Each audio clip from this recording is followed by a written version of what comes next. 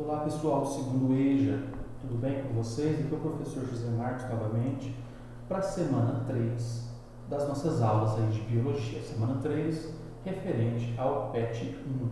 Nessa semana a gente vai falar um pouco sobre vacinas. Na semana passada a gente tratou de vírus, né?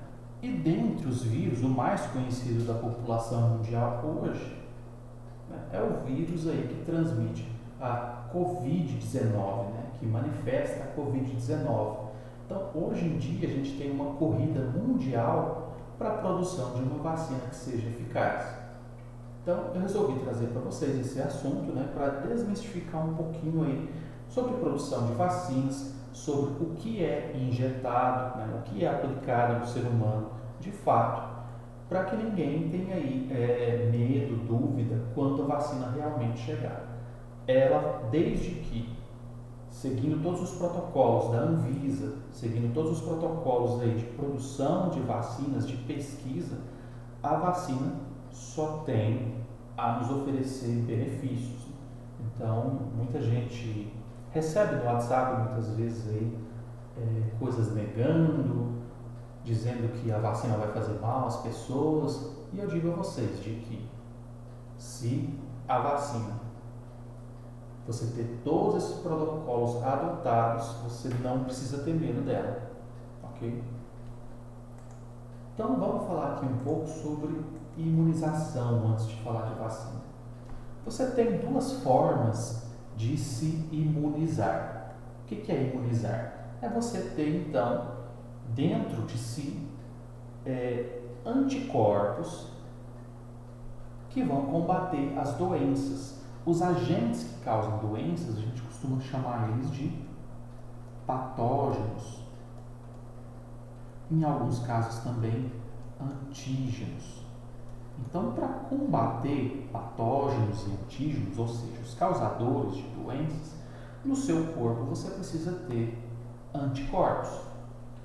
Só que se você nunca adquiriu aquela determinada doença, você talvez não tenha resistência a ela. Né? Porque em termos de imunidade, você tem duas opções. Uma resistência natural, ou seja, você simplesmente pode adquirir aquele vírus, ele não vai fazer nada em você. Ou você pode ter uma resistência que a gente diz que é adquirida. Nesse caso aqui são processos de imunização, quando você tem então uma imunidade que ela é adquirida. Você tem tipos de imunização passiva e ativa. No caso da passiva é quando você recebe anticorpos já prontos de uma fonte externa. Então, quais seriam os tipos aqui? Na imunização passiva natural, são os anticorpos que a gente recebe geralmente na placenta durante o desenvolvimento e também através do leite materno. O leite não é só alimento, ele contém ali anticorpos produzidos no corpo da mãe que vão sendo então repassados ao filho recém-nascido para que este tenha uma certa resistência a doenças. Então esse é um tipo de imunização que a gente chama de passiva.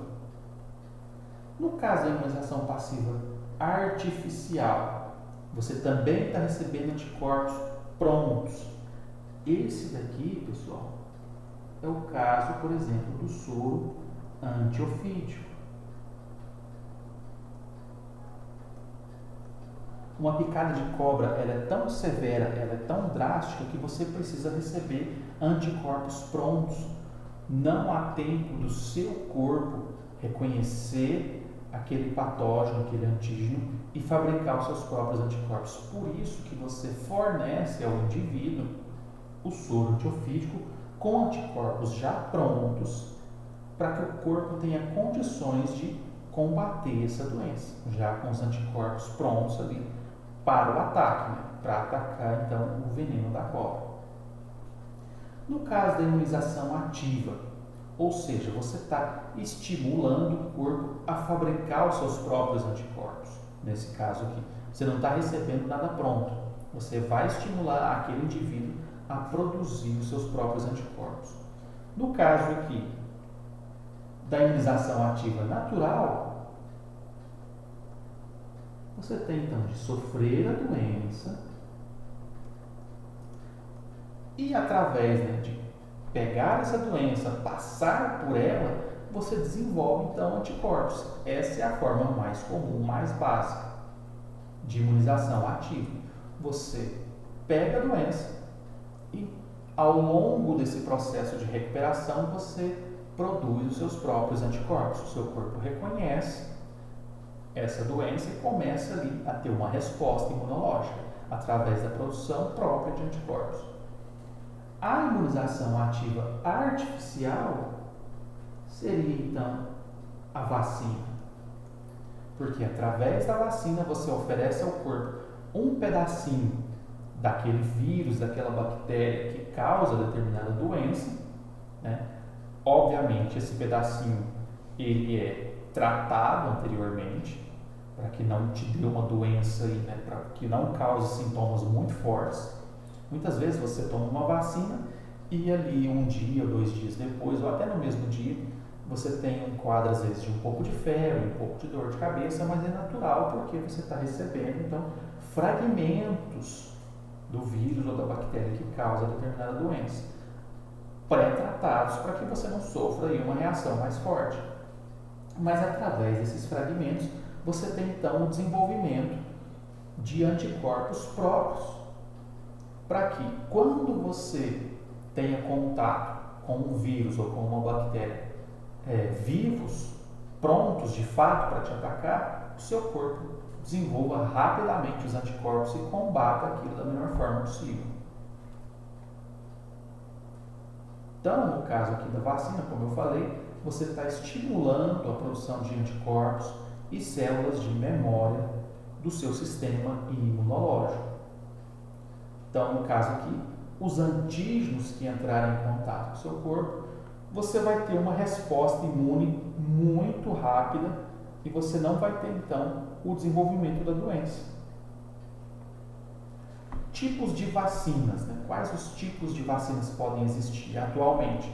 Você trabalha com o patógeno morto, então você oferece ao corpo do paciente, ao corpo do organismo, aquele patógeno já morto, né? Esterilizado para que a pessoa receba aquilo e o corpo desenvolva anticorpos com base naquele agente infeccioso morto.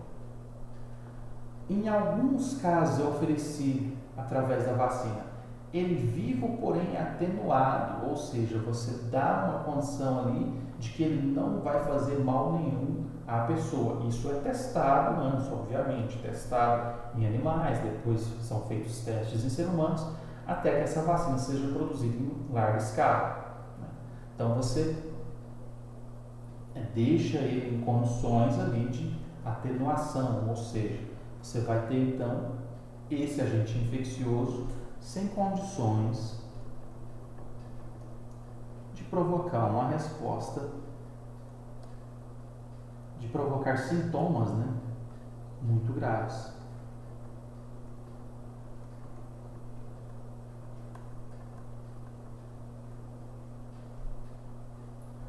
Você tem então um terceiro tipo de vacina, que seria o uso de fragmentos desse agente. Você não dá o corpo inteiro dele, você tira alguns fragmentos para que esses sejam reconhecidos e num outro momento, quando o indivíduo se deparar com aquele agente infeccioso dentro do seu corpo, já existe ali anticorpos para combater isso rapidamente.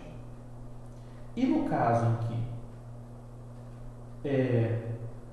o que faz mal à pessoa é a toxina que esse agente produz e não ele em si, muitas vezes então a vacina é uma forma dessa toxina atenuada, né, que é exposta, que é colocada no corpo de um paciente para que seja então desenvolvida aí os anticorpos, ok?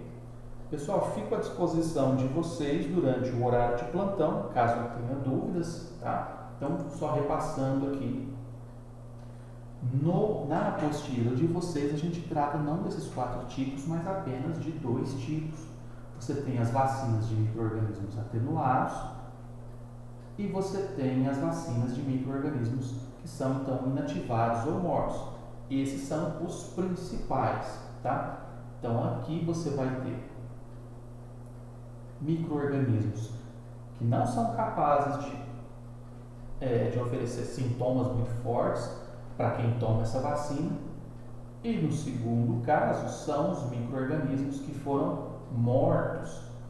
E esses organismos mortos é que vão fazer parte dessa vacina para que o seu corpo reconheça aquele patógeno, reconheça aquele corpo estranho e tenha condições de atacar ele da melhor forma possível quando então ele, por um acaso, foi exposto a esse micro-organismo em um outro momento, tá? Então, basicamente, é isso que eu tinha para falar para vocês. Fico aqui, fico à disposição também no horário de plantão. Um abraço e até a próxima.